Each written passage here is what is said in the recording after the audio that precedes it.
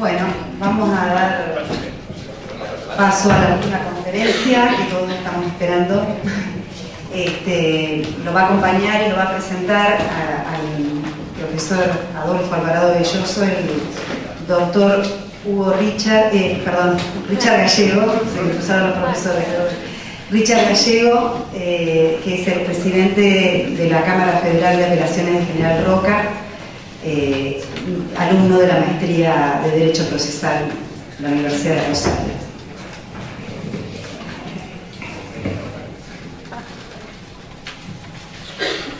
Buenas noches a todos.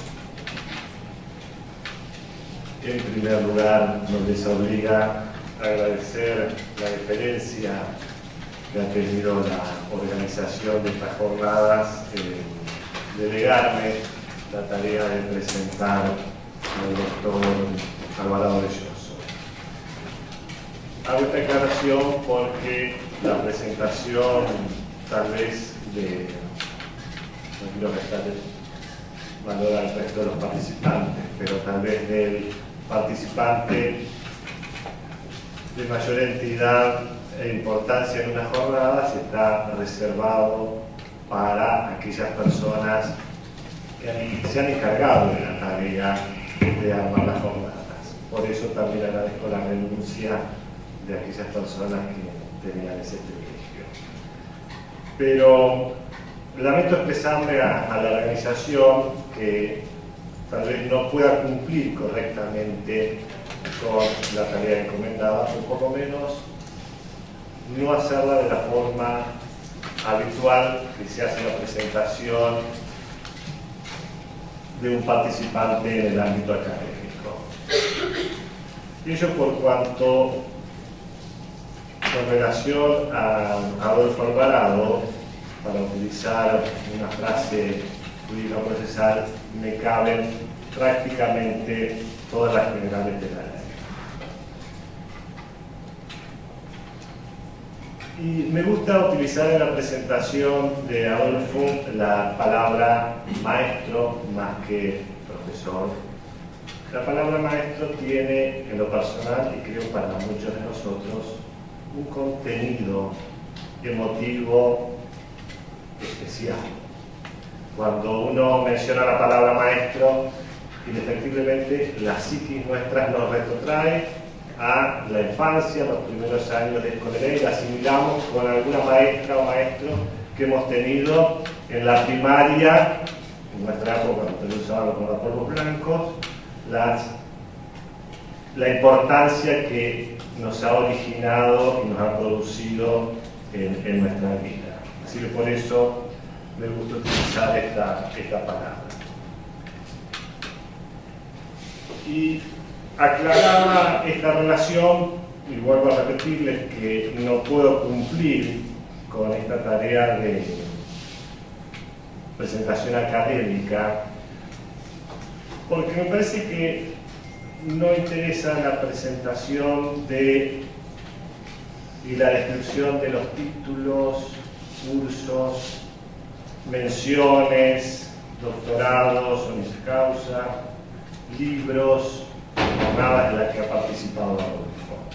Solamente de todas esas que ustedes la pueden googlear y conocerlas, destaco una que seguramente es importante para él, que es la de haber sido declarado turista distinguido de la ciudad de Rosario. ¿Y por qué? Porque es su ciudad natal. Y me parece que ser reconocido por la ciudad en la cual una persona nace, desarrolla toda su vida académica, profesional y familiar, es una de las distinciones que más placer me parece tiene a recibirlas. Decía que no puedo ser imparcial con Adolfo, voy a violar la regla que él tanto enseña. No estoy sentado acá como juez, sino simplemente como exalumno de él y como alumno. Yo conozco a Adolfo Alvarado prácticamente casi 20 años, cuando inicié los estudios de posgrado en la Facultad de Derecho en la Universidad Nacional de Rosario. Y allá por el año 2001, cuando yo estaba cursando la maestría y era alumno, se me ocurrió traerlo a la Facultad de Derecho a dar una clase que vino en aquella oportunidad junto con Omar. Si bien conocía la zona o había venido a la facultad por aspectos administrativos de la facultad, nunca a dar una charla. Para difundir, pues yo quería hacer difundir esto que estaba escuchando en la maestría y aprendiendo en la maestría de Derecho Procesal. Y ustedes se pueden imaginar el impacto que ocasionó en aquel momento el discurso, las palabras en la conferencia que brindó Adolfo. Simplemente una anécdota, recuerdo que yo me había encargado de publicitar y que concurriera gente, tenía miedo que no asistiera nadie, y había concurrido un gran número de gente del Poder Judicial, y había una jueza, ella ahora no está más en el Poder Judicial, ya está jubilada, que al día siguiente de la conferencia me la encuentro en los pasillos de los juzgados y me dice: Richard, muy interesante, siempre vos trayendo esas ideas raras. ¿Y cuáles eran las ideas raras que Adolfo quería enseñar en esa conferencia? No eran otras que hablar de un juez de la Constitución. Como les decía, 20 años lo conozco, prácticamente toda mi carrera judicial. Luego de aquella primera conferencia vinieron otras, se hicieron cursos, se hizo una diplomatura, curso de especialización, después se vino acá a Neuquén a dar las maestrías que actualmente sigue desarrollando. Y durante todos estos años creo que ha sembrado en la zona múltiples relaciones que exceden lo académico entre el maestro y el alumno. E incluso en lo personal es lo que me ha sucedido. Yo creo que en toda relación humana, en toda relación de conocimiento, de trato, hay un clic en donde esa relación humana se transforma y cambia.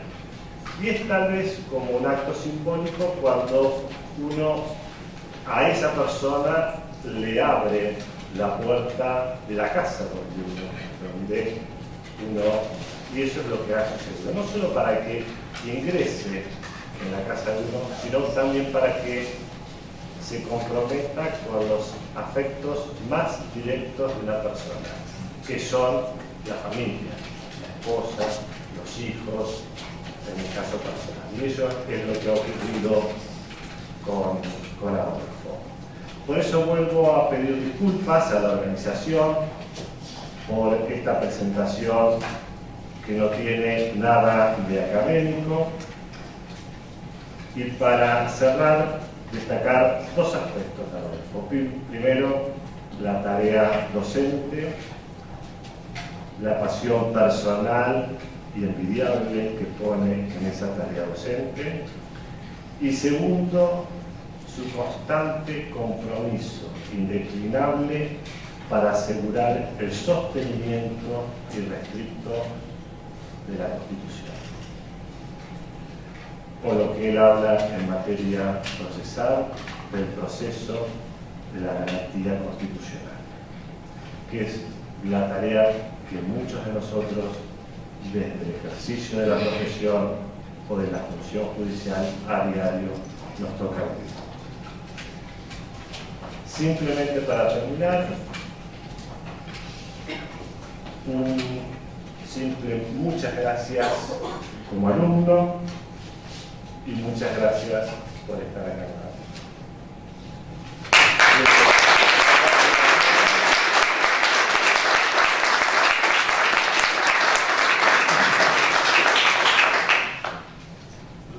Estas cosas de un viejo como yo lo emocionan. Me descubrí que es un viejo llorón, hago el esfuerzo para no hacerlo, lacrimógeno de todo un rato Guido Águila. Pero yo agradezco que esté Richard Gallego acá, porque tengo una relación paterno-filial muy importante con su mujer, mi querida Belete Luchi, y con sus hijos. Yo lo conocí a Richard siendo secretario del juzgado civil, lo fui siguiendo toda su carrera, y hoy debo reconocer que estoy acá gracias a él.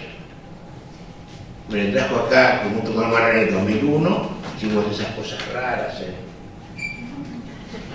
en Roca. A alguien le interesó, porque al año siguiente hicimos una diplomatura desde la UCES en ese momento, que fue la que dio el diploma del caso, y en esa diplomatura había algunos neuquinos, entre ellos Jorge Pascual. Estuvo presente y Jorge pasó lo mismo que allá, le gustó el discurso y dijo, vamos a hacerlo en Neuquén. Y vino a Neuquén a hacer la misma diplomatura. Y con esa diplomatura se hizo un núcleo, un público cautivo que al año siguiente nos permitió ingresar a una maestría, donde la conocí a esta encantadora señora que es la responsable de todas estas cosas. Ya hablo de Javier Pavá.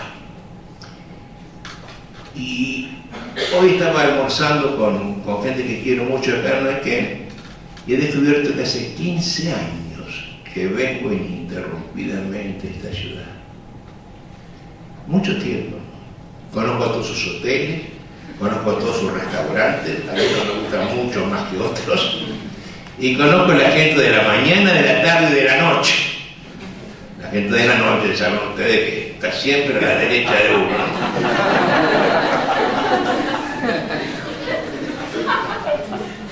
El próximo septiembre hacemos un encuentro panamericano en Asunción del Paraguay. El actual presidente de la institución nuestra es Héctor Garrillo Fernández. Va a ser su primer y último congreso porque corresponde luego cambiar las autoridades de la entidad. Y eso lo vamos a hacer en Asunción gracias a Patricia Fernández. Yo agradezco públicamente, nos ha dado un apoyo infernal. Vamos a agradecerle a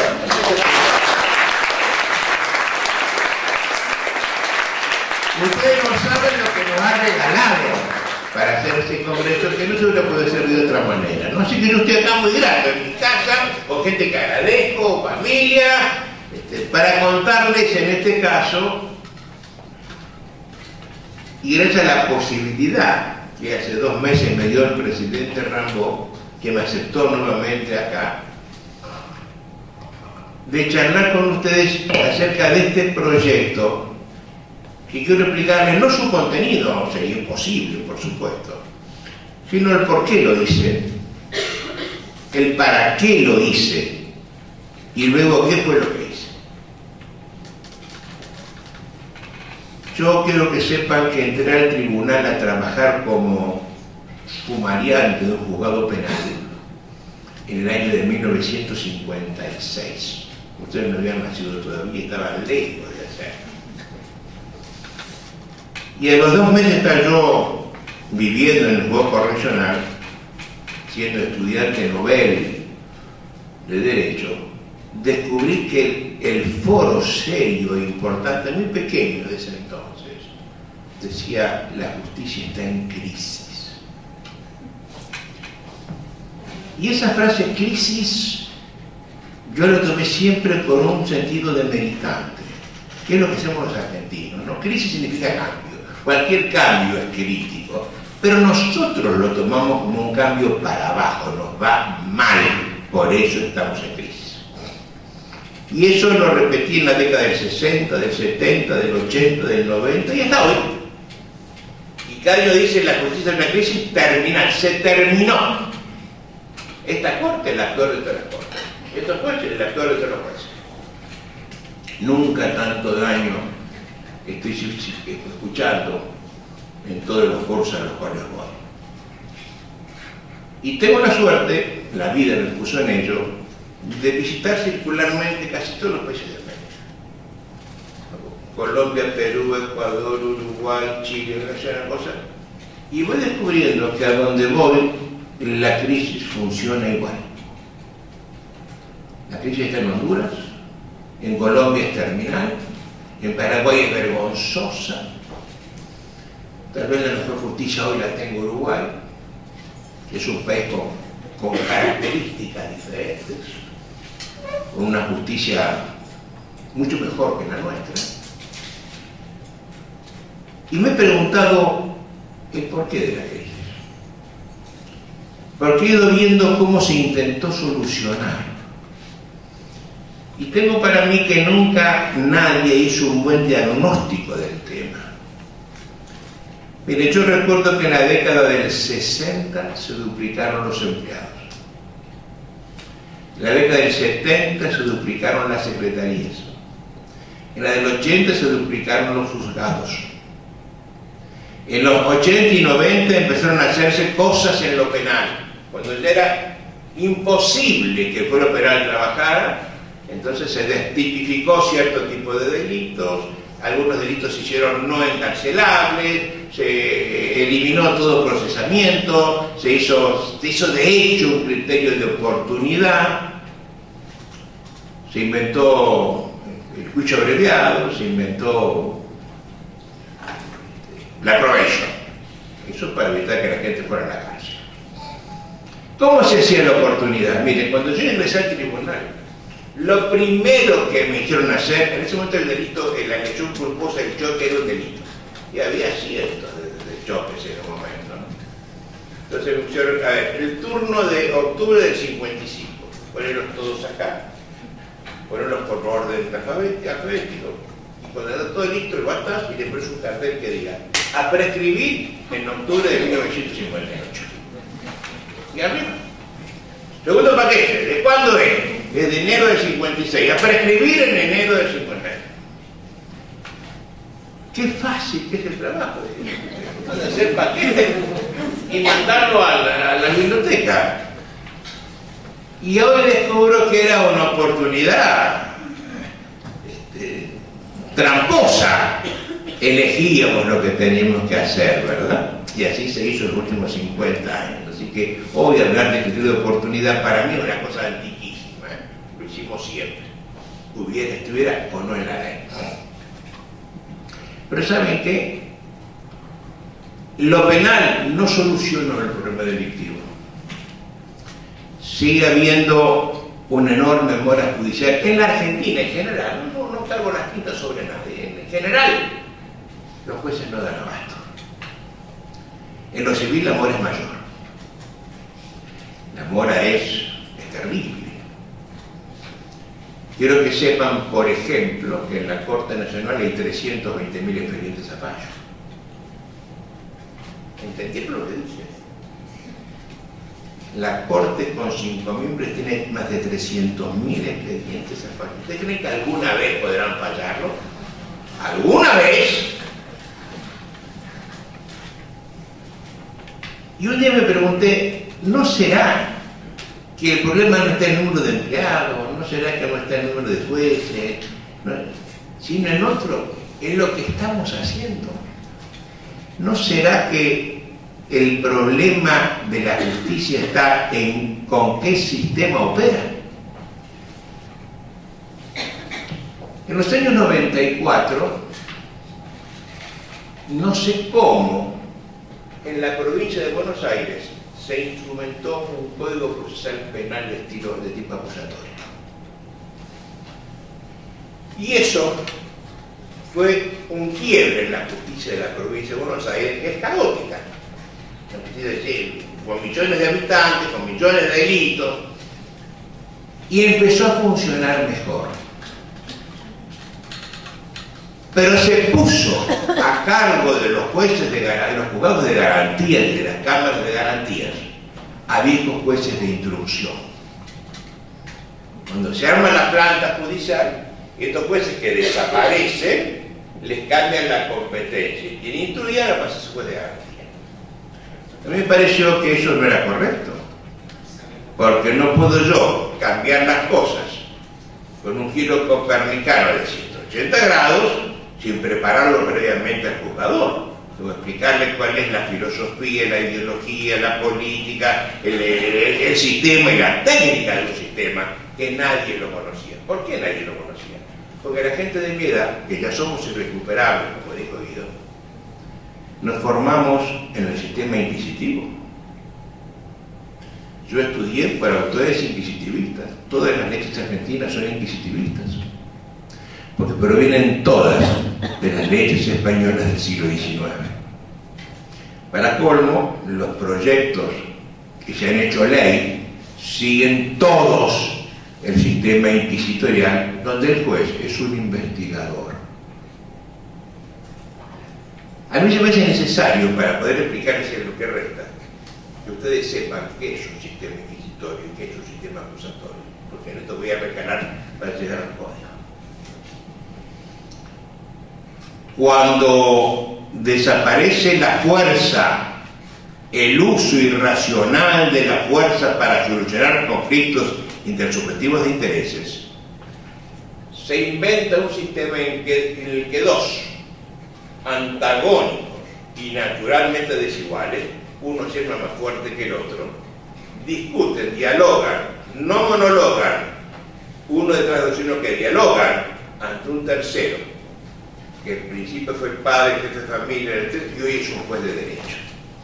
Y esa figura de uno contra el otro contra el uno ante el juez, se muestra con un dibujito que representa un triángulo equilátero. Un triángulo en el cual cada lado es igual al otro. X igual látero lado. El triángulo no es escaleno, es triángulo equilátero. Lo que quiere decir que el juez está a la misma distancia de uno que del otro. Por tanto, al estar a la misma distancia, el juez es neutral. Ni uno ni otro. Y eso explica el valor de la palabra que lo representa. Si yo digo, dame, pretendo, primero el pretendiente, no te doy, resisto, segundo el resistente, tercero es el que viene a colocarse en ese orden en la solución del problema. ¿Verdad de perogrullo? Si el tercero no es primero ni segundo. Y esto no es un chiste. Significa simplemente que ese tercero no hace las cosas que hacen el primero y el segundo. Por tanto, lo que él hace es igualar jurídicamente a las partes mediante una palabra que lo caracteriza, una imparcialidad, que no solo significa no tener interés, sino independencia de prejuicios, independencia de política, independencia de criterios e imparcialidad. Él no puede hacer las cosas que hacen las partes. Por tanto, es un juez neutral. Hace gala de su terceidad, hace gala de su ajenidad respecto de las partes del litigio y respecto del proceso. Y a este sistema se le llama acusatorio, donde la gente dialoga en un proceso, uno contra el otro contra uno frente a un tercero. Esto operó en la historia, en Grecia, en Roma, en el antiguo derecho bantú, en el Egipto. Alrededor del año 1500, por razones contingentes históricas que no vale la pena recordar ahora, pero que muchos de ustedes la conocen, se empieza a juzgar por medio de sacerdotes. Algo de lo que se llama la triste Inquisición española, que es la tercera, la que hacen los dominicos respondiendo a los reyes católicos, a Fernando y a Isabel la Católica. Esa gente hace una denodada lucha contra los judíos, convierten en delito el ser judío, hacen la gran implosión de separar, se van todos, ellos se quedan con el dinero, que eso es lo dramático, pero para eso hacen un tipo de juzgamiento diferente. El sacerdote, que es el que hace la imputación, porque es el juez de la causa, y a veces hace la imputación, dice robaste, con la característica de que esa imputación la hace ante sí mismo, acepta rápidamente la imputación, la acusación, comienza a investigarla, comienza a probar lo que él dijo, se convence rápidamente de la imputación y ahora lo condena. Con lo cual, hemos juntado en la persona del acusador la persona del juzgador. Con lo cual el triángulo ahora se convierte en una línea vertical que viene de arriba hacia abajo y que no vuelve, donde las partes ya no son iguales como antes, sino son mucho más desiguales que antes, por la simple razón de que el acusador es al mismo tiempo el juzgador. Y este sistema vertical es el que impera en todos los procesos de los siglos XIX y XX. 1700, 1800, 1900, hasta ahora.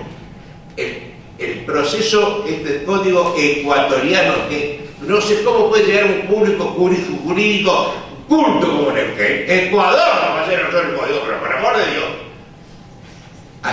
muestra eso, más de lo mismo. No se de golpe, mejor en lo penal. El sistema penal funciona mejor que el civil. En los lugares donde funciona, que no todo funciona, ¿verdad? Pero donde funciona mejor. Los jueces son más acotados, trabajan mejor, dictan más sentencias, se han creado oficinas de gestión, los jueces les preparan las audiencias, ha perdido el poder de mando, el tribunal no tiene quien le tire un café, y la cosa funciona mejor. Al menos en mi ciudad. Al menos en la mayoría de las provincias de Buenos Aires. Creo que acá también ocurre una cosa parecida. Y paradojalmente, habiendo aceptado un sistema acusatorio pleno o cuasi pleno en lo penal, no aceptamos en el sistema de lo civil. Y estamos pregonando hacer lo contrario en lo civil. Vamos a traer los ecuatorianos, que son del señor Correa, que no son democráticos, que no son republicanos, y que tienen un código que no es democrático ni republicano. Lo traemos acá, que nos bañamos con las aguas de la República, nos ponemos los perfumes republicanos, y viene acá Evo Morales, Rafael Correa a darnos el código. ¡Qué idiotas que somos! ¡Qué idiotas que somos! ¡Qué ignorantes que somos! Yo, que no me gusta que me llamen idiota, porque ya tengo vergüenza a la edad que tengo, dije, ¿no será que lo que hay que hacer es adecuar el sistema judicial de lo civil al sistema judicial de lo penal? Para lograr en principio una mínima congruencia sistémica en todo el Poder Judicial, que hagamos todo lo mismo, con los mismos criterios de interpretativo, de trabajo, de función. ¿No será mejor? Y estando convencido de que esto es así, porque he estado exactos 35 años en el Poder Judicial, hace 25 que ejerzo una activísima profesión de abogado, se me ocurrió hacer un código que rumbeara para el mismo lado que lo penal, para por fin constitucionalizar toda la justicia. Y sin embargo tengo enemigos. Y muchos. Las cosas raras, hermano. ¿Por qué me pasa esto? Porque nos pasa esto. ¿Saben por qué? Porque los argentinos, los americanos, también los peruanos, también los uruguayos, pero particularmente nosotros, nos llenamos la boca hablando del debido proceso. El debido proceso, y nos dan una lección. Y quiero que sepan todos que nadie sabe qué es el debido proceso. Lo dice un viejo docente y un viejo juez. Miren, la palabra proceso, acá hay profesores de procesado, cuando enseñan la naturaleza jurídica del tema, dicen que es un contrato, un cuasicontrato, una relación, una prueba de relaciones, una situación, un instituto. 18 definiciones de qué es el proceso. Si yo del proceso doy 18 definiciones, nadie sabe qué es, ¿o no? ¿Cómo explico que es una institución y una situación? Un medio de satisfacción. ¿Cómo lo explico? Pero tampoco sabemos que es la palabra debido. Porque la palabra debido es una de las traducciones de la palabra due. Esto viene de la Carta Magna de Inglaterra, que concede un due process. Si ustedes toman hoy un diccionario esta noche, inglés, y buscan la palabra due, verán que dice debido, pero también merecido, aguardado, ansiado, querido y esperado. Y nosotros tenemos la inmensa suerte, que no la tuvo el Perú, por ejemplo, de que nuestro constituyente, Alberti, no hablara buen inglés. Detalle que lo hace notar Ignacio García Hamilton en una novela preciosa que se llama La vida de un ausente, que habla de la vida de Alberti, ¿no? Alberti, cuando llega y ve que está haciendo la Constitución, la está copiando, y cuando llega a la quinta enmienda y ve la frase y no sabe traducirla, merecido, aguardado, querido, y el debido, ¿por quién lo debe? ¿Quién es el acreedor? ¿Quién es el deudor? Entonces la evita los argentinos, los chilenos, que hablan de un procedimiento racional y justo, y nosotros somos los únicos que no consagramos en la Constitución el sintagma debido proceso. Búsquenlo, no está. Pero no habla de la inviolabilidad de la defensa en juicio. Todos sabemos qué significa la palabra violar, es invadir la esfera de libertad del otro sin su autorización. Eso sabemos todo. Y recuerden que es inviolable el domicilio, la intimidad, la correspondencia, la defensa en juicio. ¿Y cómo se puede violar la defensa en juicio? Cuando el juez es mi acusador, cuando el juez es mi probador, porque él pierde la neutralidad. ¿Ustedes han visto alguna vez una balanza de joyero, de esa que pesa 0,001 gramo, y le tiran un granito de arena? Es así. Si el juez mira con cariño a esta muchacha frente a este señor, este se quedó sin juez. ¿Se entiende eso? Y es lo que pasa, de hecho, a un viejo juez. Los jueces fallan por convicción explicada. ¿Y por qué se convencen? Y yo he visto jueces que se convencen con la belleza de un testigo. Una señora rubia abundantosa, de falda alta y de corte bajo, yo lo fascinó al viejito que era juez.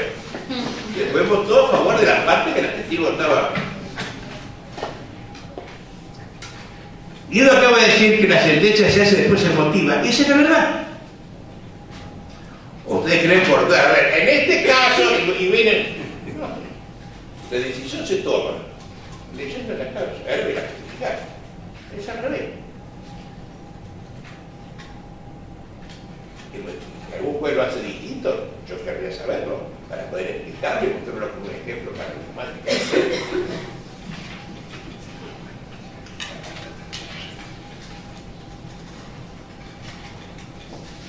Se me ocurrió entonces hacer acusatorio el proceso civil.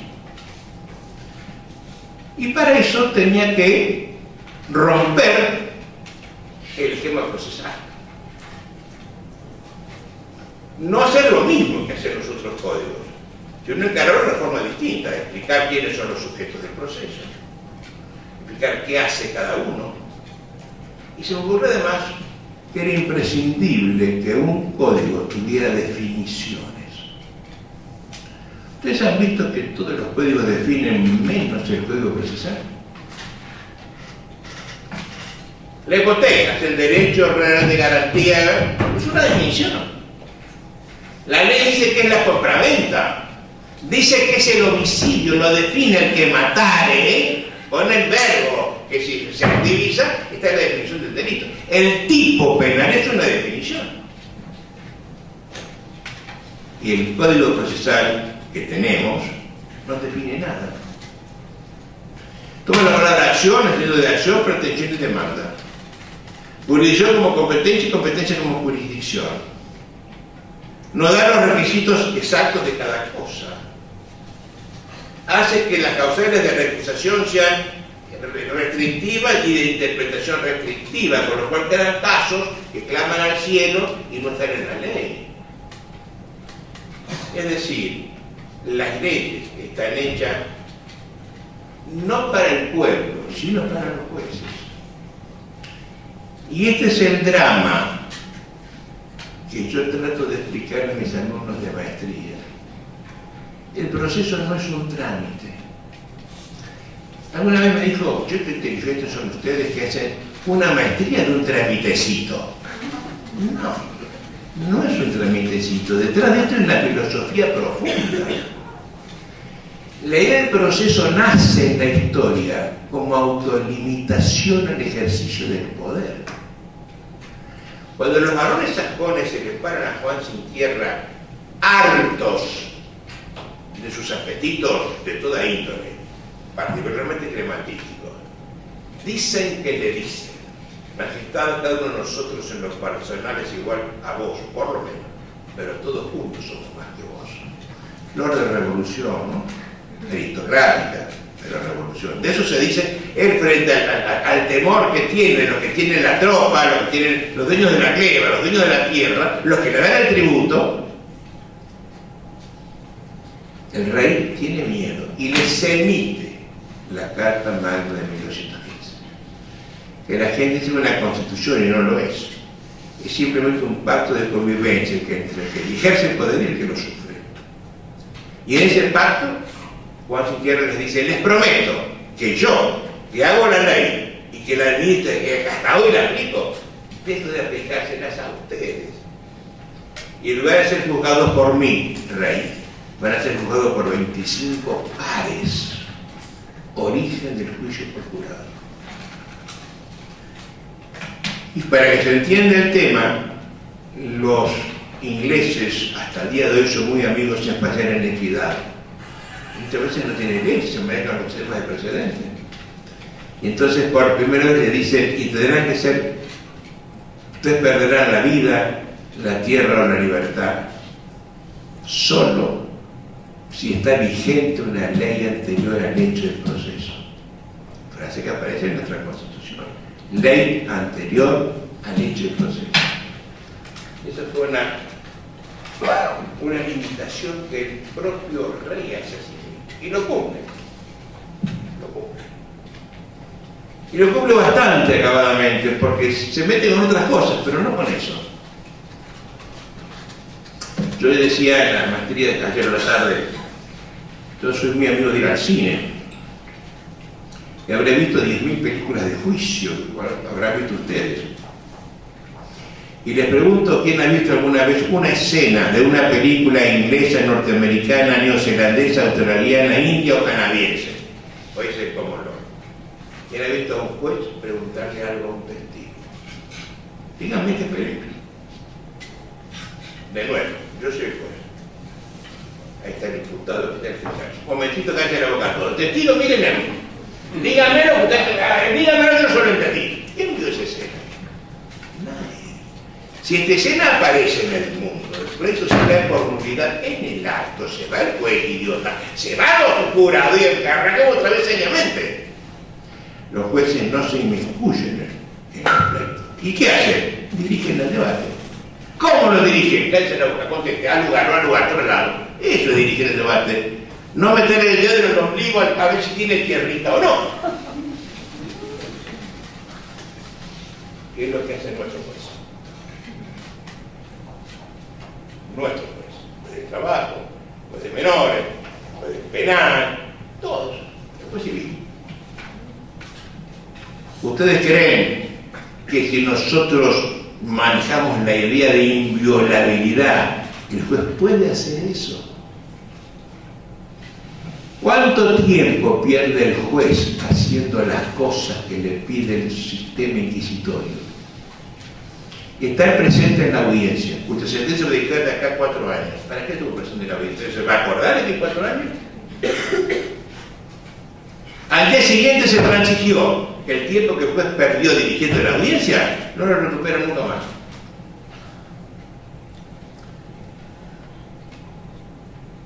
Hace unos años, en un congreso procesal que se hizo en Paraná, me invitaron a mí a hacer un diálogo con Rona Arashi, mi amiga, que quiero y respeto mucho. Y ante 1.000 personas en el teatro de la ciudad. Hicimos cada uno el perfil que quería esperar a un juez en el siglo XX. en el siglo XXI. Y me fui. Y a los 10 o 15 días, yo te lo contaba creo que anoche, recibo una llamada telefónica del entonces presidente de la Cámara de Diputados de Paraná, hoy fiscal de Estado, doctor Julio Rodríguez Sigles. Señor doctor, hemos escuchado un número de diputados atentamente su conversación y queremos invitarlo a que venga a la Cámara a hablar con nosotros. Quiero que usted nos explique cuál es el perfil de usted, después que usted tiene en mente. Va a venir también el doctor Julio Puesto Rúa, el doctor Jorge Reinaldo Manocho, el doctor Augusto Merumo y el doctor Jorge Peirán. Y usted, esto va a ser quinto. Va a dar al doctor media hora que hable. No, yo media hora para hablarle. Mire, yo tengo que explicarle tantas cosas que usted entiende la posición, que en menos de 1 hora y 15 yo no le... hable 1 hora y 15. Pero no buscarme, fui y se encareció de 1 hora y 15. Y hablaron todos. A los 2 meses me vuelve a llamar, ahora sí, Julio Rodríguez Sigles, y dice, doctor, hemos decidido encargarle a usted un código procesal. Porque creemos firmemente que el juez que usted nos presenta es el juez que necesita la República. Me fui otra vez a Paraná y firmé un contrato. Me adelantaron sobre un muy buen dinero la mitad. Y yo les dije, mire señor, yo estoy dispuesto a hacer ese código pagando yo. Yo lo pago. Pero ya que usted me paga a mí, entonces yo, feliz y agradecido, debe ser también la ley orgánica, porque yo no soy un código procesal si no hago previamente la ley orgánica que lo voy a aplicar. Lo primero es la organización. Después de hablar muy claro. Y esto es político, no técnico. Por lo cual ustedes debemos sentarnos a ver qué es lo que usted quiere, qué competencias quiere, cómo quiere distribuirlo, quiere diseminado, lo quiere. Usted dígame lo que quiere y yo le voy a poner la técnica para su política. Y después voy a hacerle a eso, debe ser el código que tiene partes técnicas y partes políticas. Que cualquiera es político. Cómo determinar la competencia es político. Los requisitos para acumular pretensiones es técnico. Esto usted no lo puede discutir con usted, no puedo consensuar con usted los requisitos de la reconvención. Esto viene del Foro Cupo. Explicar lo técnico. Vamos a conversar lo conversable. Lo consensuamos y después le hago sobre el consenso. Yo lo digo. Hice el código, y la ley orgánica. Tardé un mes en hacerla, porque además no había mapas de la ciudad, establecer la competencia. Fue azarosa. Y yo contento con mi ley y cometo la imprudencia de presentarlo en la tribuna. En mi ley orgánica, viejo juez, ahora abogado, que sufre de la tribunal, lo hago trabajar de 7 de la mañana a 7 de la tarde, 7 a 1 de 1 a 7, con distintos personas y distintas secretarías. A la mañana con, la tarde sin atención al público. Tenía 58 días de licencia, de vacaciones en enero, Semana Santa, no, basta, vamos a dar en total 30. Entonces quito la fe, hizo un montón de cosas, de lo cual me arrepiento. Entonces me dijeron, ¿saben qué? La competencia está más regulada. Los martilleros, y cuando fui con mi código, no me lo recibieron. Cuento esto de verdad, esto pasó. No me lo recibieron. Entonces, bueno, un triunfo más de los inquisitivos, ¿no? Entonces, a instancia del manual de no lo hubiera visto, me dice, para que no te mueras dejando esto dando vueltas, era medio necrológico, depositaron alguna parte del proyecto. Entonces aprovechamos esto y un día fuimos a dar un congreso a Lima. Guido Aguirre era el presidente del capítulo, te deposito en usted las cosas, se lo di. Y ahí quedó. En diciembre del año pasado, en enero del año pasado, recibo una combinación de benaventes y de hubo votos. Hay que terminar el código así porque hay que presentarlo en mayo para el código, para el Instituto Panamericano de Procesal. Entonces, bueno, me motivaron lo termino, es un código absolutamente diferente. No va a demostrar nada de lo que conozcan, pero miren, haciendo un trabajo de estudio jurisprudencial, encontré que hay 117 problemas que generan jurisprudencia contradictoria. Por ejemplo, si el citado en garantía comparece o no comparece, si es parte o no es parte, si citado en la sentencia o no, si condenado o no, si paga costas o no. De eso hay para tirar para arriba. Ejemplo más fácil. El juez se declara incompetente liminarmente de oficio. Hay 3 soluciones jurisprudenciales. Le devuelve la demanda al actor, haga lo que quiera, la archiva o la manda al juez que considera competente. Si la archiva, en mi provincia se paga el 2.4% del valor del juicio. Esto se pierde, porque eso operó, después del archivo, no se le devuelve la plata. Entonces la solución es valiosa. Si se la mandamos al otro, aquel se declara incompetente y me hace un conflicto negativo de competencia en la corte 4 años. Entonces yo tomo partido por la solución que le devuelvo. Me parece que era menos mal. Entonces lo que he hecho en 117 oportunidades he resuelto el problema donde hay jurisprudencia contradictoria. Ustedes podrán decir que les gusta o no, les puede gustar más otra, pero yo elegí una. Puedo justificar por qué lo hice y la pongo. Por tanto, no habrá nunca más jurisprudencia contradictoria. Porque en los últimos 50 años se discutieron 117 problemas que están solucionados. Se me ocurrió definir ¿qué es un tercero adhesivo simple? ¿Qué puede hacer? ¿Es parte o no es parte? ¿Es parte subordinada o puede probar? ¿Lo subroga o no lo subroga? Hay toneladas de libros que escriben el tema. Fallos todos. Y entonces empecé por definir. Cada sujeto está definido. El tercero es tal cosa, como definición. Requisito para tal cosa, efectos. Desistimiento es tal cosa. Requisito, tal cosa, efectos. Allanamiento. Con lo cual, he sido criticado. Porque defino. Dicen que los códigos no definen. No, yo creo que los códigos sí definen. Claro que definen. Miren, por ejemplo, cuando yo quiero saber si hay independencia o cosa juzgada, me dejo los requisitos sujetos, objeto y causa. Y el Código Civil no los define. Pero en la nota al 1101b le dice, tomo esto del 1350 del Código Civil francés. Y si va a ese código, lo toma del foro juzgo. Históricamente viene esto y lo seguimos, pero no está en el Código Procesal. Por tanto, el juez, si quiere comparar pretensiones, no tiene mandato procesal para hacerlo. Tiene que tener la cultura necesaria para ver la nota del primer salve y la nota del foro y el foro juzgo. Eso no lo puede hacer. No se lo puede hacer. Está todo regulado, todo puesto acá. Y además de conceptos y de efectos, hemos hecho un juez que sea juez. El gusto mío es, yo tengo una hija que es juez y quiero que ella trabaje lo menos posible con la nena. Entonces lo que he hecho es alivianarle la tarea del juez.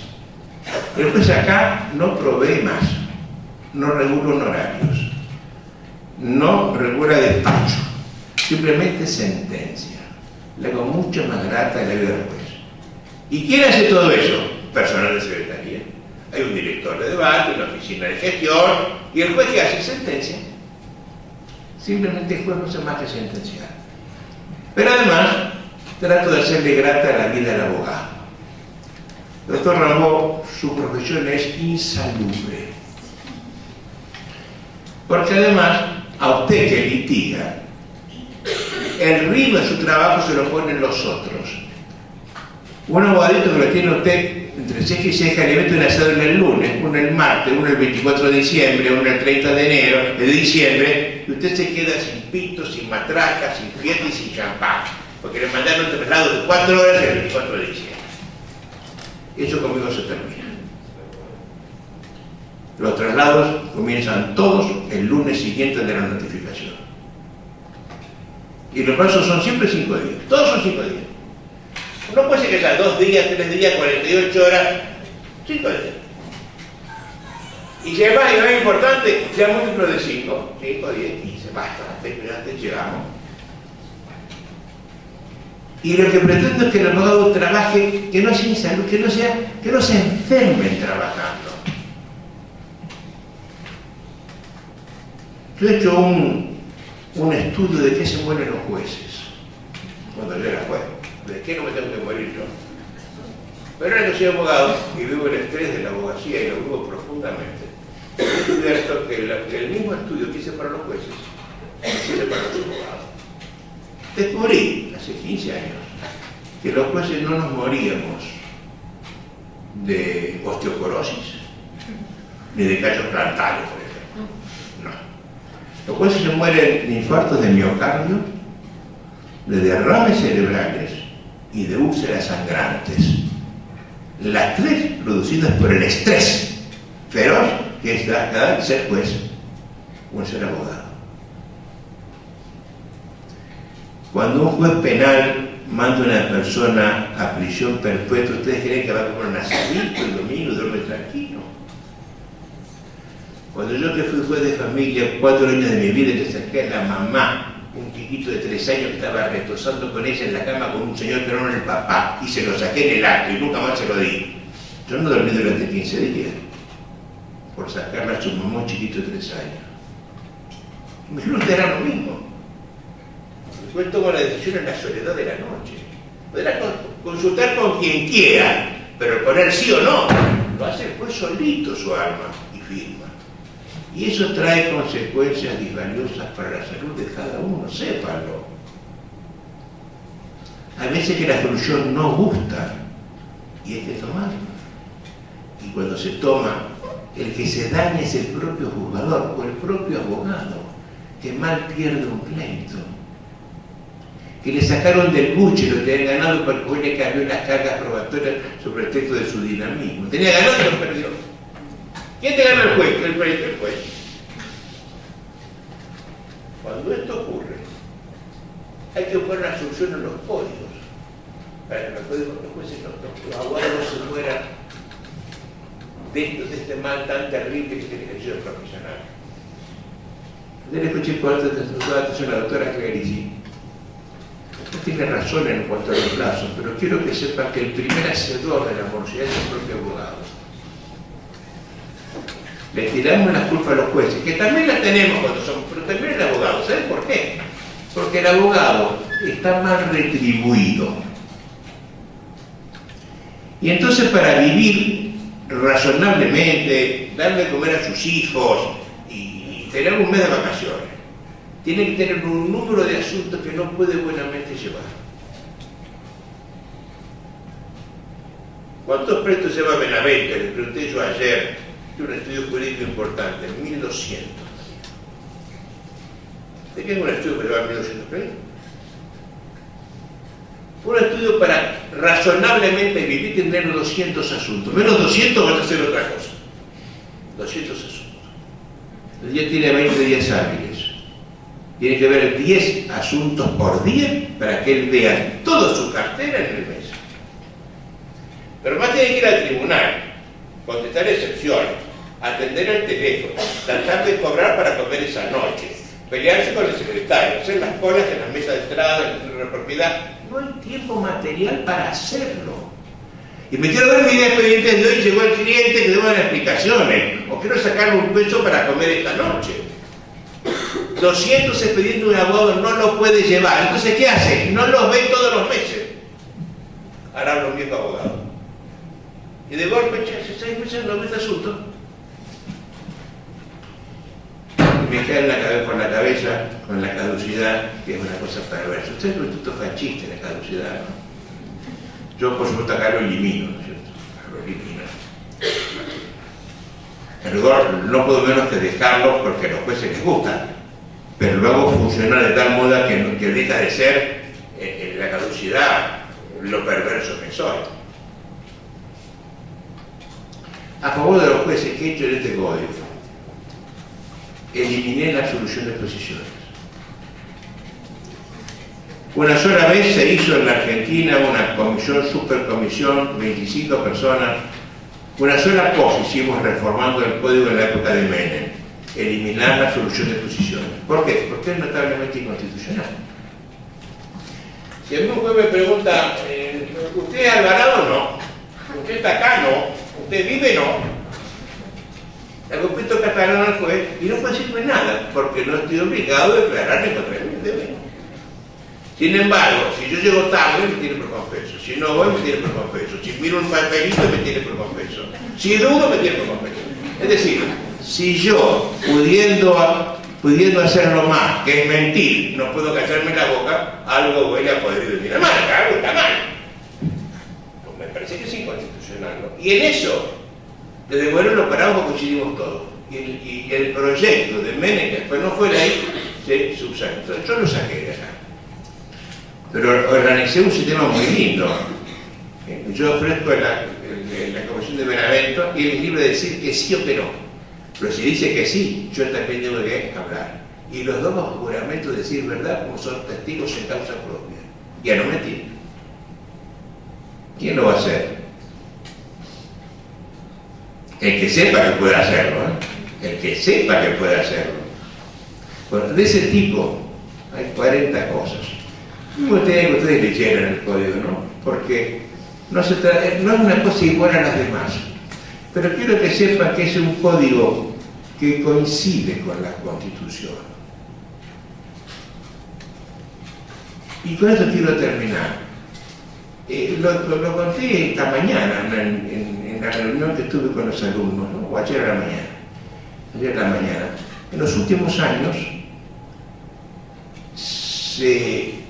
con esta inflación constitucional que vemos en América, se ha hecho una suerte de ranking de derechos constitucionales, mediante el simple pero muy efectivo método de colocarlos en un cierto orden en la Constitución.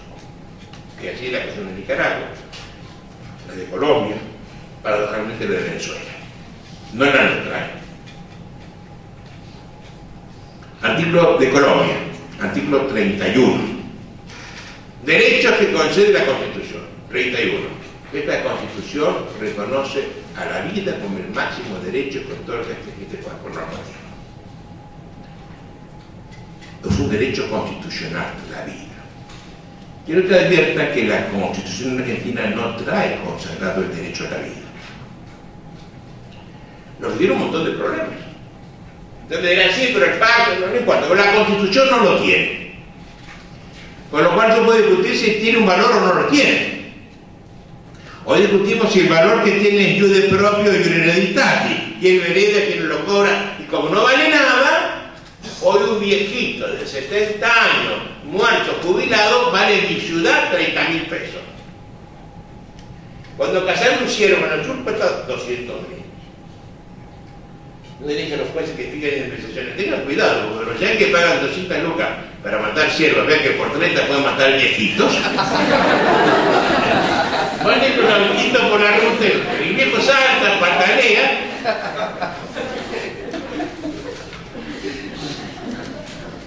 Derecho a la vida. ¿Qué viene después? Otra cosa que no tenemos los argentinos, el derecho a la libertad. Ustedes han advertido que en Argentina hay libertad de comercio, pero no hay derecho a ser libre, a sentirme libre y a comportarme como un hombre libre, ¿no? Ese derecho no lo tenemos los argentinos. Que el pacto lo tiene, pero la Constitución no lo trae. ¿Quién lo trae de Colombia? Derecho a la libertad. Y cuando yo un día pregunté el porqué del orden al fiscal general de Nicaragua, me dijo, oiga señor, porque la vida sin libertad no merece la pena de ser vivida. Conozca usted las cárceles, las abyectas cárceles de América, y verá usted cómo el preso quiere morirse antes de estar en la cárcel. De toda razonabilidad, ¿no? Pero atención ahora, vida, libertad. ¿Y ahora qué? El proceso. El derecho al proceso. ¿Por qué el proceso como derecho? Porque el proceso como derecho me permite a mí igualarme jurídicamente en la discusión con quien puede quitarme la vida y la libertad, que es el mandamás de turno, el policía, el ejército, el dictador, quien fuere. Y cuarto, la propiedad y los demás. ¿Por qué? Porque estos, los que me van a molestar además son ustedes, somos nosotros mismos. Entonces, el tercero siempre es el proceso, pero es un derecho muy particular, porque al mismo tiempo es una garantía. ¿Y qué es esto de una garantía? Miren, las constituciones emplean 3 palabras, que hay que tenerlas en claro para saber de qué están hablando. Hablan de declaraciones, de derechos, de garantías. Declaraciones, la Argentina es un país federal. La capacidad se adquiere a los ¿cuántos años? Nos dan el marco para saber dónde operan los derechos.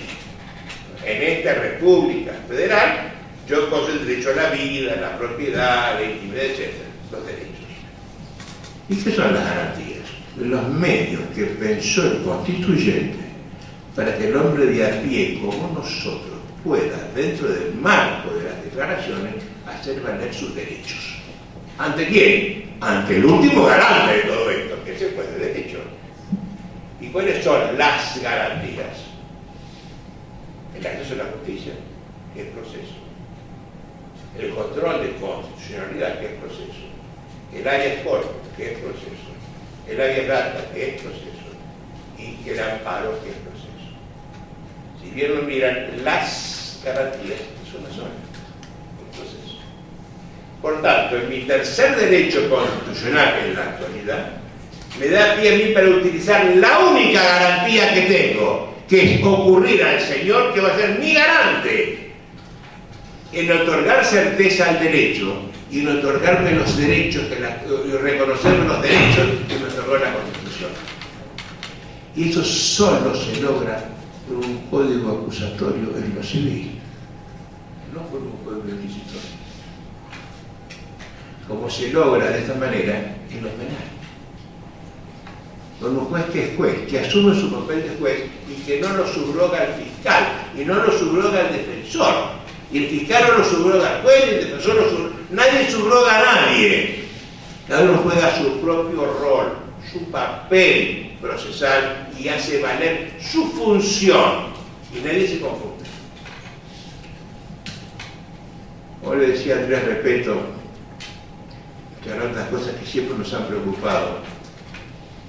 El mundo perverso de la televisión, el maurovialismo que impera en nuestros países, con los diarios, le echan la culpa a los jueces porque dejan gente impune. Y el juez que deja gente impune es aquel que lo absorbió por la duda a fulano de tal. Y lo absorbe por la duda es porque el fiscal no pudo probar la imputación que hizo. ¿Quién debe ser imputado? ¿El juez, que cumplió su deber constitucional de aplicar el individuo pro reo, o el fiscal, que fue el que llevó el caso, presentó su teoría y no pudo probarlo? ¿De quién es el problema? Cuando el juez lo subrogaba al fiscal, cosa que ocurre hasta antes de ayer, era también el Poder Judicial, pero eso el juez no lo puede subrogar. Por lo tanto, si el fiscal no es quien prueba, el fiscal tiene que ser el que sea el objeto de la rifa periodística. Y nadie lo hace. Y se me ocurrió decirle, repito, miren, lo bueno sería que aquel fiscal, que 2 veces, 3 veces le absorben para duda su caso, júzguenlo a él. Echen ese fiscal. Es el que no sirve, y el que pone en tela de juicio todo el Poder Judicial. Y la gente sigue diciéndonos, ustedes los jueces. Es muy hermoso. Esto nos hiere profundamente a que como Richard y yo nos criamos en el Poder Judicial. No, ustedes los jueces no. Algún poder, pero ustedes los jueces no. De ninguna manera. Pero el hombre en la calle prefiere el peor de los arreglos a esperar algún día una sentencia que sea buena y que te llegue, ¿no?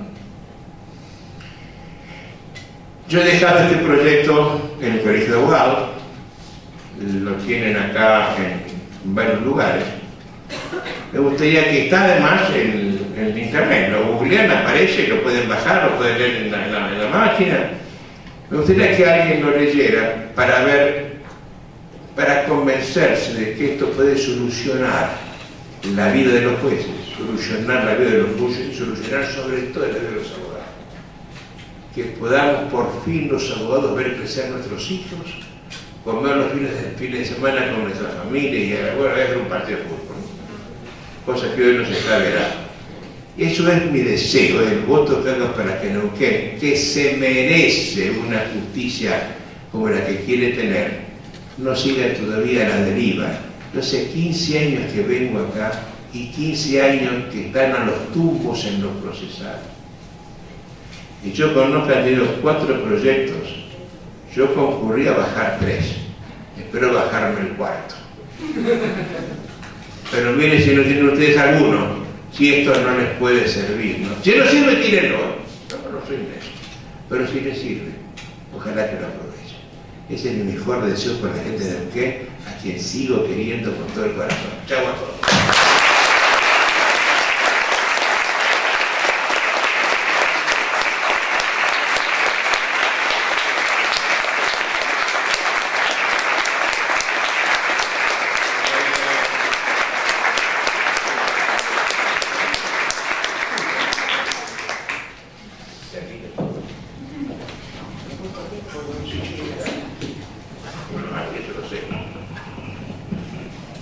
Bueno, damos por finalizada la jornada después de esta espectacular conferencia y más que conferencia, grandes consejos y mucha sabiduría.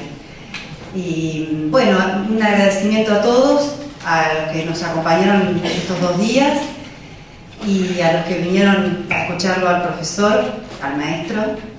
Y espero que esto, bueno, tenga sus frutos, que podamos trabajar conjuntamente en el análisis de esta propuesta, que podamos también trabajar con la gente del Poder Judicial, con la gente de la legislatura, como tiene propuesto el Consejo y que ha comentado ayer que tienen tratativas. Ojalá que podamos entre todos analizar todos los aspectos que tiene esta propuesta para ver si se puede hacer posible en Neuquén que tengamos un código enrolado en la misma línea del Código Procesal Penal y que respete los principios constitucionales y las normas constitucionales.